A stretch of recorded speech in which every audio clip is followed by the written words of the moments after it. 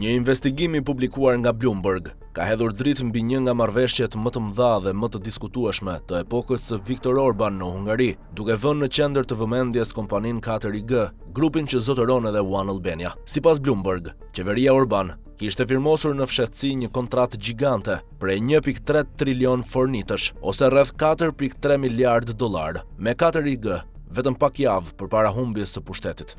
Marrëveshja e cila raportohet se shtrihet deri në vitin 2035 lidhet me modernizimin digjital të komandës ushtarake hungareze dhe konsiderohet një nga prokurimet më të mëdha publike në historinë e vendit. Skandali ka marrë përmasa politike pas ardhjes në pushtet të kryeministrit të ri Peter Magyar, i cili ka paralajmëruar rishikim të kontratave të firmosura gjatë 16 viteve të qeverisjes së Orbanit, auditim të financave publike dhe deklasifikim të marrëveshjeve sekrete. Në qendër të kësaj fortune ndodhet pikërisht 4IG, kompania që vitet e fundit u kthye në një nga perandoritë më të fuqishme ekonomike të Hungarisë, me shtrirje në telekomunikacion, mbrojtje dhe infrastrukturë digjitale. Por zhvillimet në Budapest mund të kenë pasoja direkte edhe në Shqipëri. 4IG është kompania mëm e One Albania, një nga operatorët kryesor të tregut celular në Shqipëri. Të dhënat financiare tregojnë se kompania shqiptare ka një varësi të konsiderueshme nga financimi i grupit hungarez. Sipas bilancit të vitit 2024, One Albania rezulton të ketë 9.1 miliard lek, ose mbi 96 milion euro hua,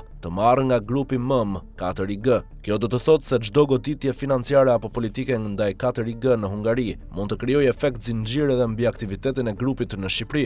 Rreziku i 4IG lidhet jo vetëm me kontratën e zbuluar nga Bloomberg, por edhe me mënyrën se si kompania u zgjerua gjatë viteve të Orbanit. Vitin e kaluar, Komisioni Evropian lançoi një paketë qindra miliardë euroshe për mbështetjen e industrisë europiane të mbrojtjes. Hungaria aplikoi për rreth 16 miliardë euro financime, por paralelisht me këtë proces, një pjesë e rëndësishme e industrisë hungareze të mbrojtjes kaloi nën kontrollin e 4IG përmes procedurave që sipas mediave hungareze tashmë po përmenden si objekt hetimesh për korrupsion.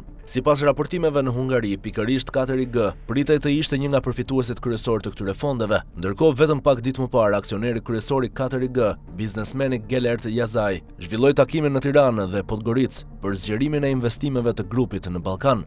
Në Shqipëri ai u takua edhe me kryeministrin Edi Rama, ndërsa sipas deklarimeve të vet kompanisë në fokus ishin zgjerimi i One Albania, investimet në data center dhe projekti strategjik Two Eagle, kabli nëndetar që synon të lidhë Egjiptin me Shqipërinë dhe më pas me Europën. Lëvizjet e 4IG në Ballkan por interpretohen si një përpjekje për të zhvendosur influencën dhe asetet strategjike jashtë Hungarisë, në një moment kur qeveria e re e Peter Magyar ka paralajmëruar goditje ndaj modelit ekonomik të ngritur gjatë epokës së Orbanit. Nëse auditimet dhe hetimet në Hungari prekin kontratat dhe financat e 4IG, pasojat mund të ndihen edhe në Shqipëri përmes ndikimit të grupit hungarez, i cili ka kontroll mbi One Albania dhe sektorin strategjik të telekomunikacionit.